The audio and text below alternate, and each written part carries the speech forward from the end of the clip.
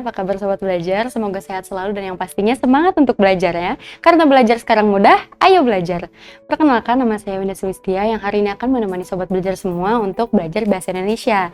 Nah, kira-kira kali ini apa sih topik yang akan kita bahas? Di sini saya akan kasih dulu bocoran judulnya, yaitu review yang nyeleneh. Ya, nah penasaran kan materinya seperti apa? Jangan kemana-mana, karena belajar sekarang mudah, ayo belajar. Jangan lupa belajar, karena sekarang belajar itu mudah. Ayo belajar! Oke Sobat Belajar, nah seperti judulnya yaitu review nyeleneh, kali ini kita akan membahas review-review yang memang lucu-lucu ataupun juga konyol. Nah, di musim pandemi seperti ini kan pasti untuk berbelanja keluar aja kita takut ya kan. Nah, pasti solusinya adalah untuk berbelanja online. Nah, tapi ketika kita sedang memilih-milih produk nih, pasti kan kita ingin tahu apakah produk itu bagus atau tidak melalui dari penilaiannya kan, ada kolom penilaiannya dong. Nah, alih-alih kita pengen mendapatkan penilaian yang bagus gitu, yang nyambung dengan produknya, tapi terkadang ada aja kan ya orang-orang yang memberikan penilaiannya itu nyeleneh-nyeleneh ataupun juga konyol-konyol. Nah, contohnya seperti review-review berikut ini. Kita langsung lihat. Nah, ini ada artikel yang dikutip dari dreams.co.id. Berbelanja dengan sistem online sudah menjadi bagian dari lifestyle masyarakat di tanah air. Berbagai platform e-commerce berlomba memberikan layanan terbaik, lengkap dan harga yang cukup bersaing. Baru-baru ini, tren belanja online makin digandrungi sejak pandemi COVID-19 merebak di seluruh dunia. Setelah berbelanja, biasanya para pembeli akan memberikan penilaian dan komentar terhadap produk yang dibeli. Entah usil atau memang sengaja, para pembeli ini malah memberikan komentar kocak dan menggelikan. Nah, ini contohnya yang pertama. Dia malah minta WA. Ini ada di kolom salah satu sosial media dengan salah satu merek makanan. Sahabat sensor. Dear Bapak Alif Al, terima kasih untuk apresiasinya. Semoga sehat selalu. Iya Dek, dia malah menyebutkan mereknya ya. Tuh seperti bisa dilihat di chatnya. Dia malah menanyakan juga lagi apa. Padahal kan ini bukan person yang bisa kita ajak ngobrol seperti biasa ya. Tuh. Oke, nah kemudian yang kedua, produknya bikin tetangga julid katanya. Meski pembeli merasa puas dengan barang yang dipesan, ia mengungkapkan bahwa produk tersebut berhasil membuat tetangganya julid. Apa sih yang bikin tetangganya julid ini? Kita lihat reviewnya. Nah, ini adalah humidifier ya Sobat Belajar. Katanya produknya keren, bikin baper tetangga deh kalau lihat humidifier ini. Saya update di status, apalagi kalau saya share di grup rumahan, makin julid deh pasti. Wah. Nah, ya kan, alih-alih kita ingin mendapatkan produk yang penilaian yang memang relevan dengan produk yang kita cari, ternyata malah curcol-curcol gitu ternyata ya. Customer-customernya.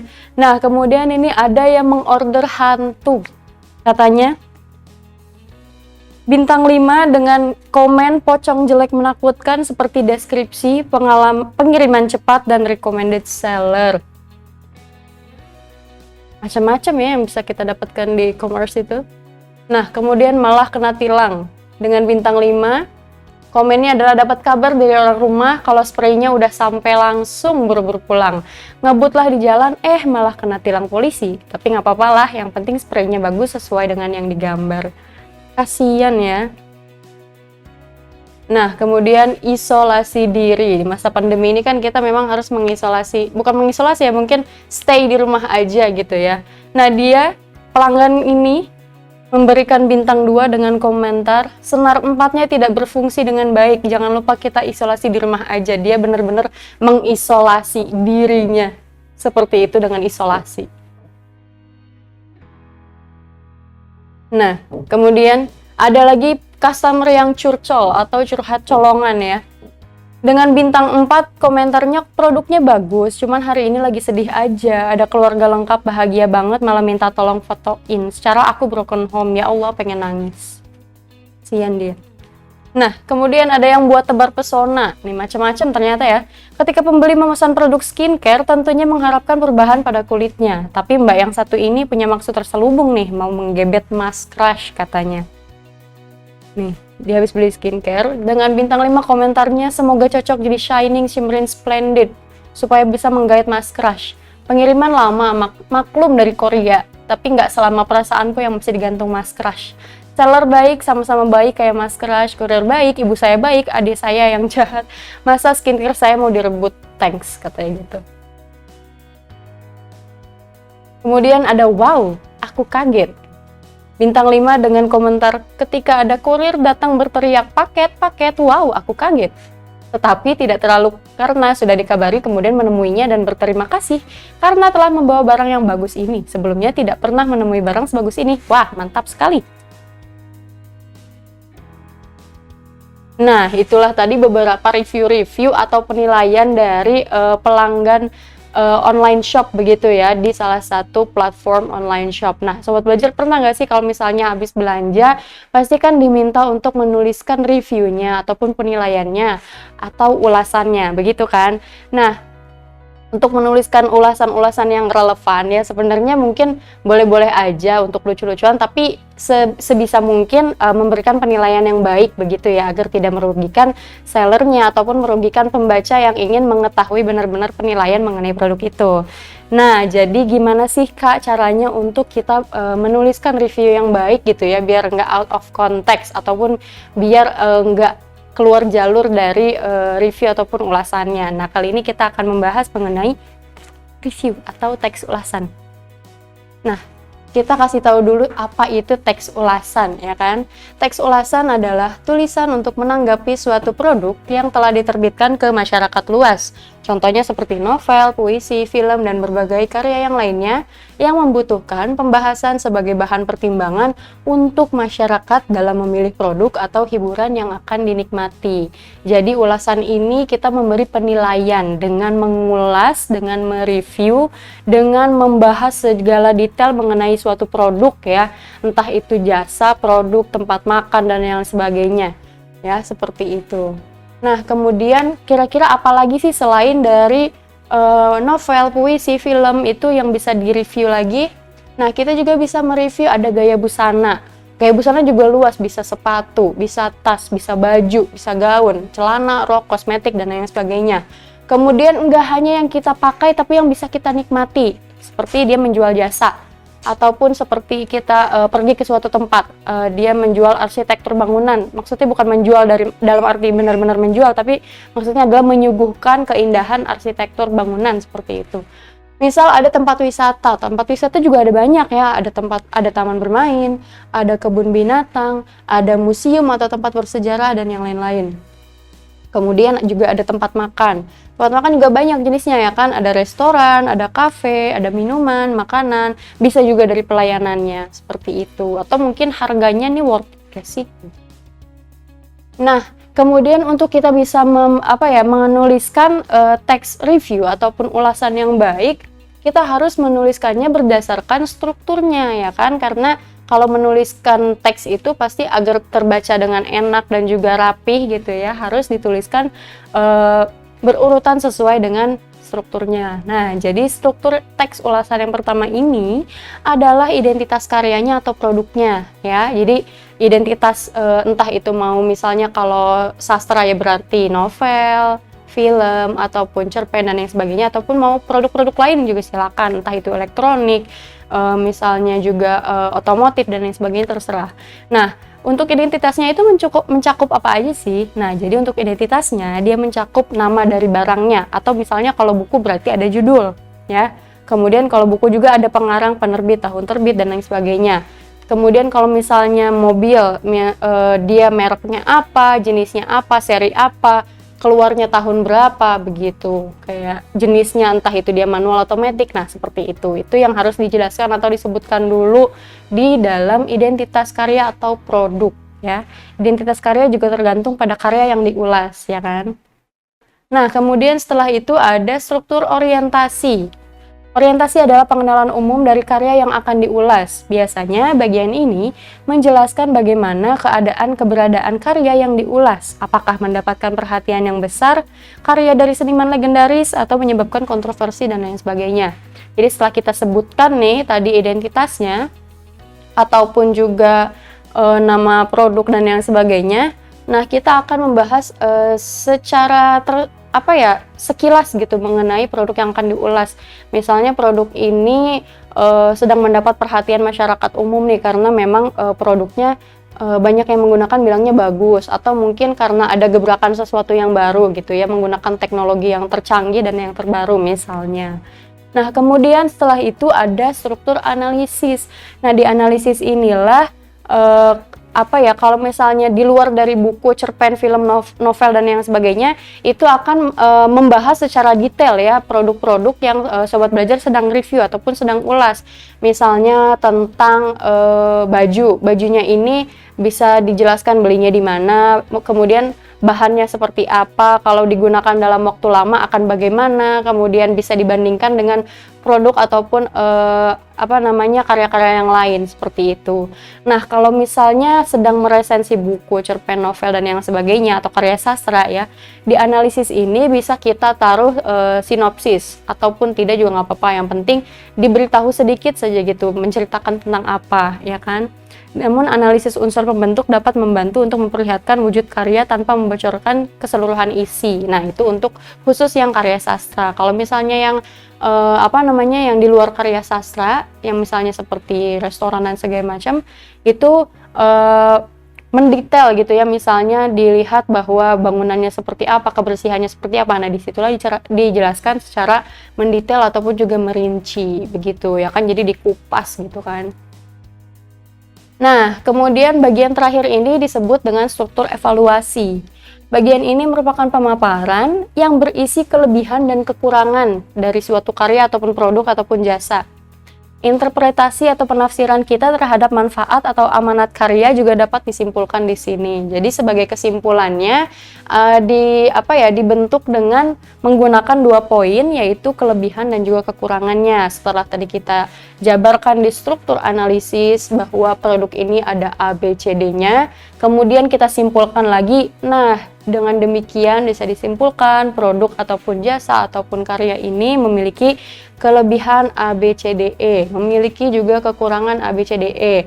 Nah, tapi juga harus disertakan alasan mengapa produk ataupun karya ini memiliki kekurangannya. Entah itu misalnya dari, misalkan kalau baju ya, entah misalnya kainnya itu mudah belel setelah seminggu pemakaian dan yang sebagainya. Nah, untuk bisa tahu kelebihan dan kekurangan, untuk teks review ini kita wajib sekali untuk menggunakan dulu ataupun misalnya karya sastra kita harus baca dulu, kita harus nonton dulu, atau misalnya produk lainnya kita harus beli dan gunakan sendiri begitu, agar kita tahu bagaimana kualitas dari produk itu ya kan. Atau misalnya jasa seperti tempat makan dan sebagainya, ya kita datangi tempat tersebut ya, jangan fiktif gitu objeknya, jadi harus benar-benar ada dan kita benar-benar gunakan dan benar-benar pakai begitu Sobat Belajar.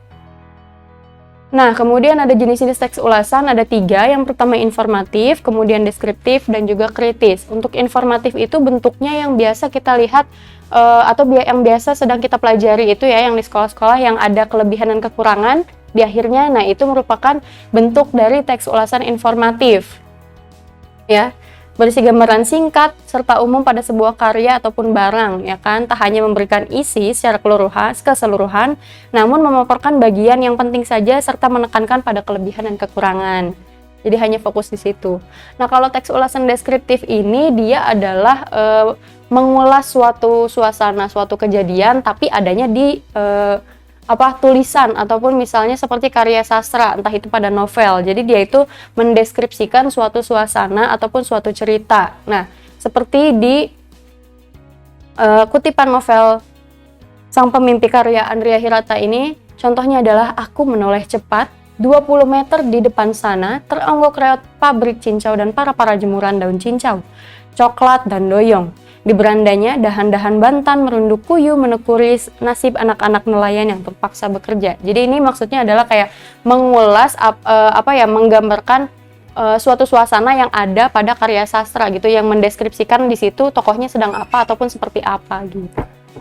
Nah, kemudian teks ulasan kritis ini adalah ulasan dalam suatu karya yang secara detail mengacu pada metode atau pendekatan ilmu pengetahuan tertentu. Nah, teks ulasan satu ini ditulis secara objektif dan juga kritis. Contohnya misalnya ingin mengulas suatu novel, tapi fokus pada misalnya tokoh utamanya. Misalkan di ceritanya itu tokoh utamanya ini mengalami suatu kesedihan, misal seperti itu. Nah, kita akan mengulas tokoh itu ya hanya satu kan objeknya. Jadi medianya novel, objeknya hanya satu, misalnya tokoh utama. Ada apa dengan tokoh utamanya, misalnya digambarkan selama novel itu dibaca dari awal hingga akhir, dia hanya menunjukkan kesedihan. Nah, kita bisa ulas dengan menggunakan metode atau ilmu pengetahuan tertentu. Contohnya menggunakan psikologi, karena melihat kejiwaan dalam tokohnya. Nah, tapi kalau ini belum dipelajari untuk tingkat SMP, biasanya ada di tingkat SMA atau perkuliahan, begitu. Nah, kemudian bagaimana sih cara menulisnya? Nah, untuk cara-caranya ataupun step-stepnya, tentu yang pertama, mencatat identitas buku atau karya lain yang akan diulas, meliputi judul karya, penulis, pihak lain yang memegang peranan penting, seperti sutradara dan lain sebagainya, hingga tanggal terbitnya. Nah, kalau misalnya yang produk di luar karya sastra ya berarti namanya, mereknya, jenisnya, harganya, dan lain sebagainya. Kemudian yang kedua, setelah itu mencatat berbagai hal menarik yang menjadi pesona utama dari karya yang akan diulas. Nah, misalnya mengenai kosmetik, entah itu lipstik mungkin, karena kenapa dia itu menarik, misalnya warnanya baru nih, belum ada lipstik lain yang punya, misalnya. Nah, kemudian setelah itu ada apa lagi? Setelah itu stepnya adalah menganalisis, kemudian menelaah kelebihan dan kekurangannya. Tentu setelah kita pakai dong ya, baru kita akan tahu kelebihannya apa dan juga kekurangannya apa. Setelah itu membuat kesimpulan mengenai isi dan kesan secara keseluruhan yang didapatkan setelah membaca atau menikmati karya. Nah, yang terakhir, membuat saran yang menunjukkan suatu aksi konkret yang dapat dilakukan atau harapan bagi karya yang diulas. Nah, itu jadi step by stepnya. Nah, tentunya agar tidak nyeleneh ataupun out of context ataupun keluar jalur gitu ya dari produk yang dibahas, tentu kita juga harus mematuhi ada kaidah-kaidah kebahasaannya. Nah, yang pertama ini ada menggunakan konjungsi penerang. Contohnya ada kata bahwa, ada kata yakni, ada kata yaitu. Nah, kita ingat-ingat ya, kita akan menemukan kaidah kebahasaan ini dalam satu teks. Jadi penerang itu ada bahwa, yakni, yaitu. Kemudian kalau konjungsi temporal atau yang menunjukkan kronologi, itu ada semenjak, sejak, kemudian, dan akhirnya. Nah, kemudian konjungsi penyebab, yang ada sebab akibatnya dong, dengan ditunjukkan kata sebab, karena, dan oleh karena itu. Nah, kemudian yang terakhir ada menggunakan pernyataan-pernyataan rekomendasi dan saran. Nah, kita akan bedah di teks ini. Saya mempunyai satu teks ulasan film. Kita akan lihat apakah di teks ini ada semuanya ataupun tidak ada gitu ya. Karena pada aplikasinya memang penggunaan ataupun pemilihan diksi itu kembali lagi pada penulisnya. Jadi ini hanya sekadar ketentuan-ketentuan umum yang memang sudah ditemukan di dalam teks-teks ulasan gitu. Nah, judulnya adalah Laskar Pelangi. Penulisnya Andrea Hirata, disutradarai oleh Riri Riza. Produsernya Mira Lesmana. Tahun diputarnya 2008. Distributornya Miles Production dan Mizan Production. Durasi 120 menit. Nah, kira-kira kalau ada durasi seperti ini kan tidak mungkin buku ya kan? Pasti itu film ataupun drama pertunjukan. Oke, kita lihat. Nah, jadi kita akan bahas satu persatu paragraf menggunakan tadi ada konjungsi penerang, temporal, dan konjungsi sebab akibat, ya kan? Kita lihat di sini. Kita baca, film merupakan salah satu wujud karya seni yang paling digemari oleh masyarakat. Film, jika diproduksi dengan tepat, dapat memberikan hiburan sekaligus mengedukasi penontonnya dengan berbagai pesan kuat yang disampaikan melalui ceritanya. Nah, dari satu paragraf ini, apakah sobat belajar menemukan konjungsi penerang? Adakah kata bahwa, yaitu, atau yakni? Ada nggak? Nggak ada ya. Apakah ada kata semenjak, setelah itu, kemudian, akhirnya? Ada tidak? Nah, nggak ada juga ya. Jadi di paragraf ini belum ditemukan adanya konjungsi penerang. Konjungsi temporal juga belum ada ya. Juga konjungsi sebab akibat juga belum ada ya, yang menyatakan kata karena belum ada. Oke, kita lanjut ke paragraf kedua. Salah satu film dengan kriteria tersebut yaitu Laskar Pelangi yang disutradarai oleh Riri Riza. Sementara itu, ceritanya diangkat dari novel dengan judul yang sama dan ditulis oleh Andrea Hirata. Nah, apakah sobat belajar di sini menemukan suatu konjungsi? Konjungsi apa yang sobat belajar temukan? Ya, kata di yaitu. Nah, kita temukan di sini kata yaitu yang termasuk ke dalam konjungsi penerang. Ya kan? Dalam konjungsi penerang. Benar gak sih? Kita lihat lagi. Tuh, ada kan bahwa yakni yaitu. Semenjak, sejak, kemudian itu konjungsi temporal. Nah, oke, diingat-ingat lagi. Kita move ke paragraf selanjutnya.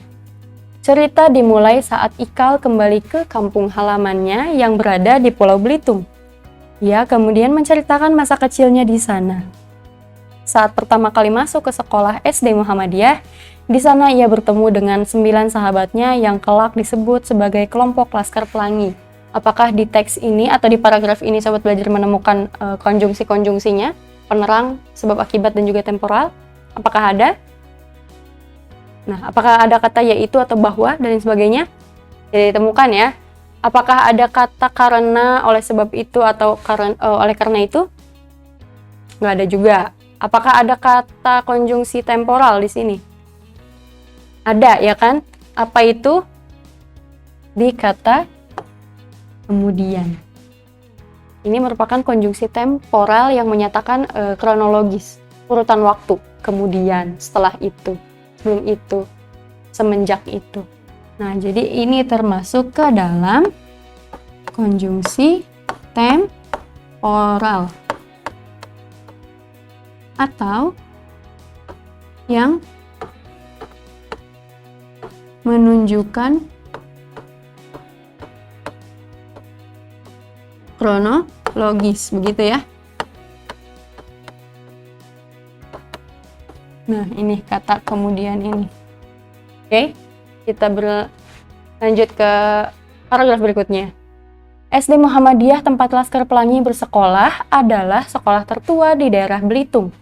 Sekolah itu sangatlah kecil, bobrok, dan tidak layak jika dibandingkan dengan sekolah lain seperti sekolah PN Timah. Ironi mulai terbentuk saat kemiskinan melanda warga sekitar, padahal PN Timah mengeksploitasi kekayaan tanah mereka. Apa sobat belajar menemukan konjungsi penerang, temporal, ataupun juga sebab akibat? Apakah ada? Tidak ditemukan? Tidak ada ya? Tidak ada sama sekali ketiga konjungsi itu. Oke, kita lanjut lagi. Namun suka dan duka mereka hadapi bersama di sana. Dengan tersendat-sendat, sekolah tersebut terus bertahan dengan murid-murid cemerlang mereka yang dijuluki Laskar Pelangi oleh Ibu Hamzah, salah satu guru di sana. Disinilah alur utama yang menyejukkan hati dimulai. Bagaimana mereka semua terus tegar dan bertahan menghadapi segala keterbatasan yang menyelimuti usaha mereka untuk belajar. Nah, apakah di paragraf ini juga ditemukan ketiga konjungsi itu? Ada penerang, temporal, dan juga sebab akibat? Apakah ada? Nggak ada ya? Oke, kita lanjut. Kisah sehari-hari daerah terpencil menjadi kekuatan terbesar dari film ini. Pengemasannya dalam alur cerita yang mengalir sederhana namun mengena juga menjadi salah satu kelebihan yang tak tergantikan.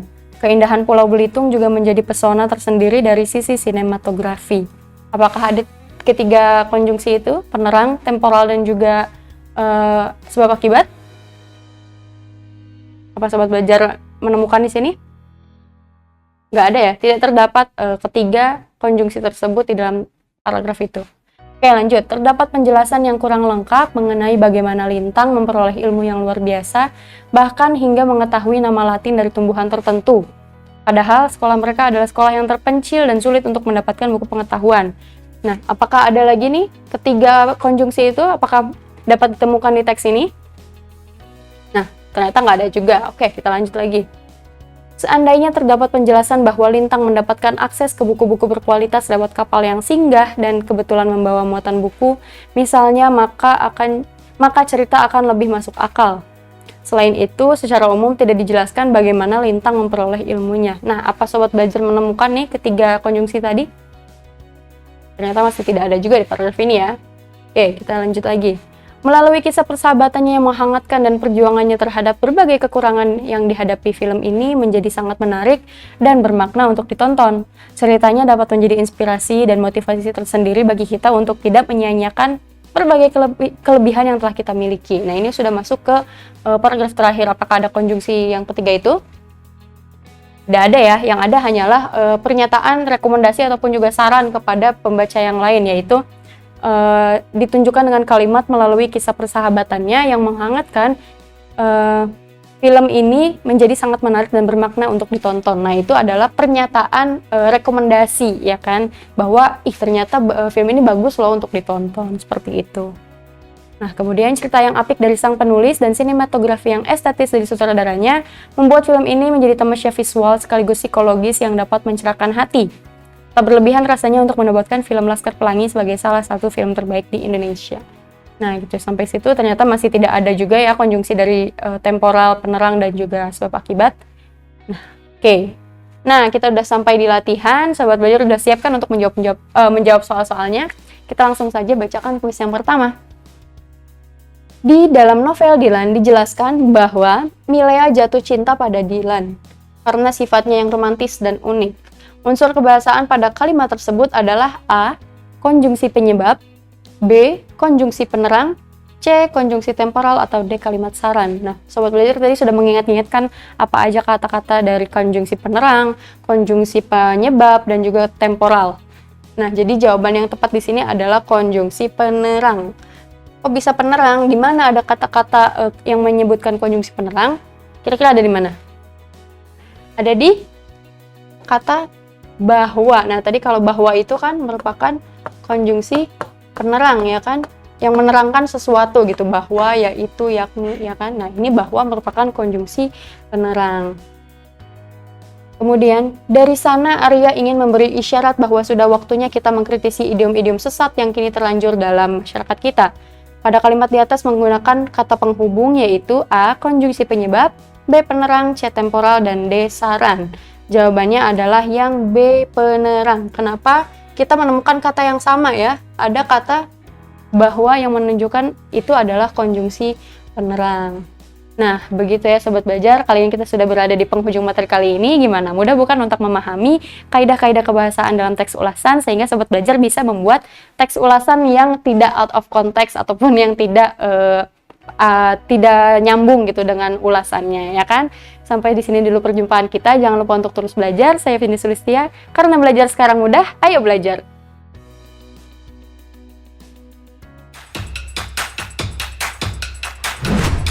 Jangan lupa belajar, karena sekarang belajar itu mudah.